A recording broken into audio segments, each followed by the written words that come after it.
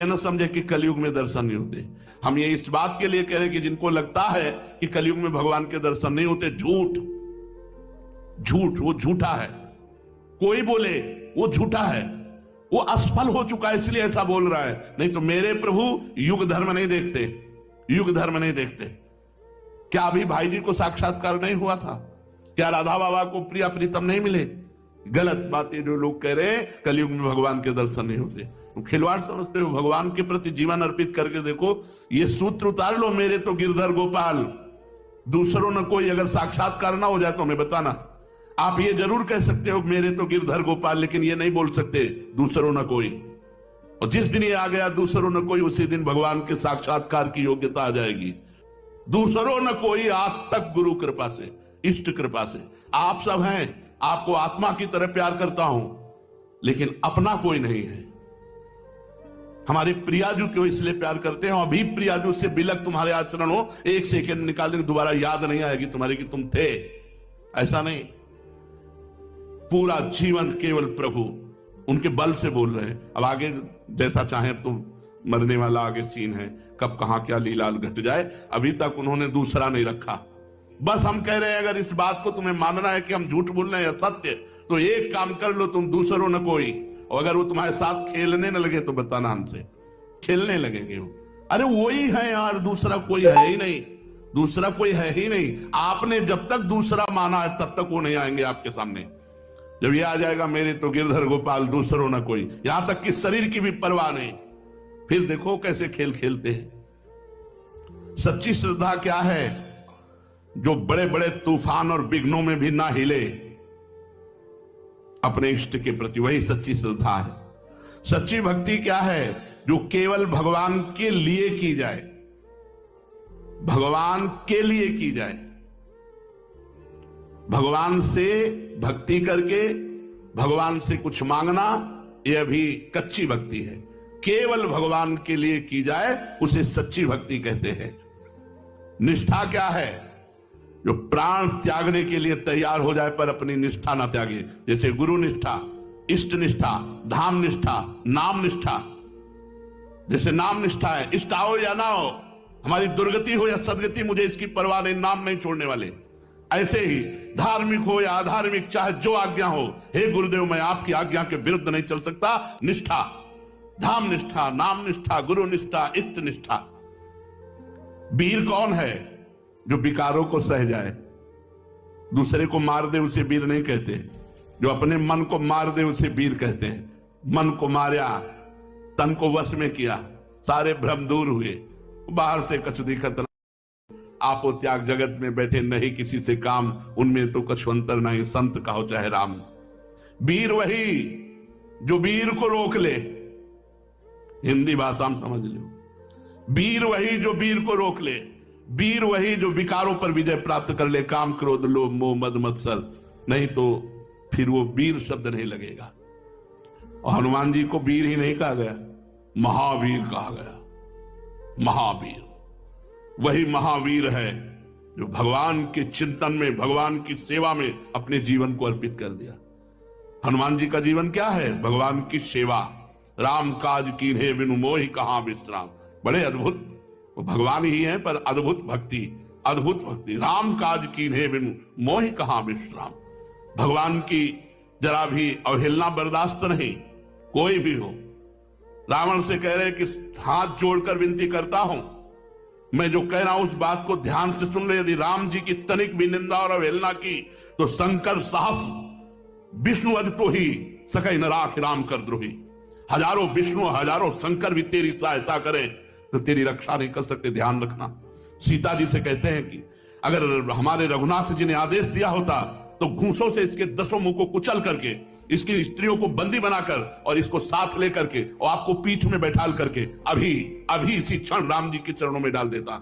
वाल्मीकि रामायण में लिखा है। लेकिन मां, रघुनाथ जी का यश होगा, उन्होंने आज्ञा नहीं करी, इसलिए आप धैर्य पूर्वक रहिए, मैं अभी जाता हूं और सूचना देता हूं, प्रभु आएंगे और विजय प्राप्त करेंगे। महान सेवा, जो अपने जीवन को भगवान की सेवा और भगवान के जप में देकर सारे विकारों पर विजय प्राप्त कर लिया, वही वीर है, वही महावीर है। सच्ची शक्ति क्या है? प्रभु का भजन, शक्तिमान कौन है? जिसके पास खूब भजन है। सच्ची मुक्ति क्या है? प्रभु से प्रेम। जो प्रभु के प्रेम में मतवाला है, उससे बड़ा वो तो मोक्ष का भी त्यागी होता है। तो निरंतर नाम जप करो, आचरणों को पवित्र रखो, गंदे संग का त्याग करो, किसी की निंदा ना करो, किसी की निंदा ना सुनो, ऐसे अकेले असंग रहो, तो ये भजन आपका आपके ऊपर रंग लाएगा। यदि निंदा सुनोगे, निंदा करोगे, तो फिर भजन रंग नहीं लाएगा। किसी से मतलब मत रखो, अपने मतलब रहो। असंगो हम पुरुषा, मैं असंग जीवन व्यतीत करो, मौन रहो, अधिकतर भगवान का नाम जप करो, मौन सेवन करो, किसी से कोई संभाषण मत करो, ऐसे रहो जैसे प्याऊ में। अन्य है उसका जीवन जिसकी आंखों से अश्रुन भगवान के मिलन के लिए। रोते तो सब है, कोई परिवार के लिए रोता है, कोई धन के लिए रोता है, कोई अनुकूलता के लिए रोता है, कोई अपने दुख में रोता है, लेकिन कोई भगवान के लिए रोए, वास्तविक अंदर कोई दुख नहीं, कोई अन्य चिंतन नहीं, केवल भगवान का चिंतन और भगवान के लिए रोए। धन्य है उसके आंसू। वो आंसू जहां गिरेंगे उस भूमि को परम पावन कर देंगे। इसीलिए तो संतों का स्पर्श, संतों की जूठन, संतों की चरण रज, जो भगवान के चिंतन में रहते हैं, इनका रोम रोम परम पवित्र है। भगवान के पाने के लिए उत्साह, उमंग, उत्कंठा, उल्लास, ये प्रतिपल, ये तभी हो सकता है जब भगवान का आश्रय लेकर भगवान का नाम जप किया जाता है।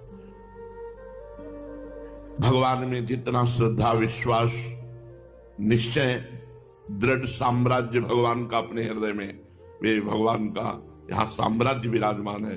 अब मेरा मन बुद्धि मुझे भगवान से अलग नहीं कर सकता। उसका मन कल्याण में नियुक्त हो जाता है, मतलब मंगलकारी कार्यों में ही मन लगता है, अन्य कार्यों में नहीं। उसका मन उसके वश में नहीं रह जाता, वो भगवान में आसक्त हो जाता है। बड़ा सुंदर जीवन। जिसका मन भगवान में आसक्त हो गया, धन्य है जीवन। बार बार नाम जप कर रहा है, जैसे भूखा आदमी भोजन में टूट पड़े, ऐसे नाम जप में बार बार नाम जप कर रहा है। रोज नवीन आनंद, नवीन उत्साह, समुत्कंठा नाम गाने सदा रुचि। रोज नवीन उत्कंठा सहित भगवान का नाम कीर्तन, नाम जप। भगवान उसके मित्र बन जाते हैं, सच्चे दोस्त भगवान है। प्रत्येक चेष्टा में वो देखता है कि भगवान का प्यार। दिन की तो बात जाने दो, कोई मिनट ऐसा नहीं जिस मिनट में यह अनुभव ना होता हो कि भगवान हमें कितना प्यार करते हैं। प्रतिपल वो अनुभव करता है भगवान का प्यार, भगवान का विधान केवल मंगलमय। चारों तरफ भगवान का विधान काम कर रहा है, भगवान की कृपा काम कर। वैसे हम तो नीच है, पर भगवान ने स्वीकार कर लिया, उन महान ने स्वीकार कर लिया, इसलिए चारों तरफ उसको अनुभव होता है मंगल में भगवान का विधान चल रहा है, मंगल में भगवान की कृपा संभाले हुए है। भगवान उसके मित्र हो जाते हैं। प्रत्येक चेष्टा वो भगवान की पहचानने लगता है, ये भगवान ने किया, ये भगवान ने किया। अब मुझे दृढ़ निश्चय हो गया, क्योंकि मेरा मन भगवान का अनुगमन कर रहा है, भगवान के पीछे पीछे चल रहा है। अब मेरे मन पे मेरा अधिकार नहीं रहा, भगवान का अधिकार हो गया।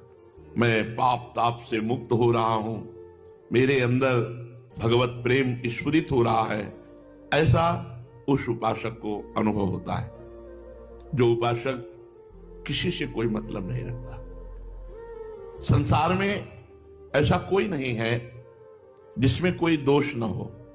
भगवान या भगवत प्राप्त महात्मा, बस यही दो ही निर्दोष हैं, नहीं तो सब में गुण दोष भरा रहता है। जड़ चेतन गुण दोष में विश्व कीन करतार, संत हंस गुण गाहे पे परिहरिवार विकार। इसलिए उपासक को चाहिए कि किसी के दोष देखे ना और किसी के दोष सुने ना,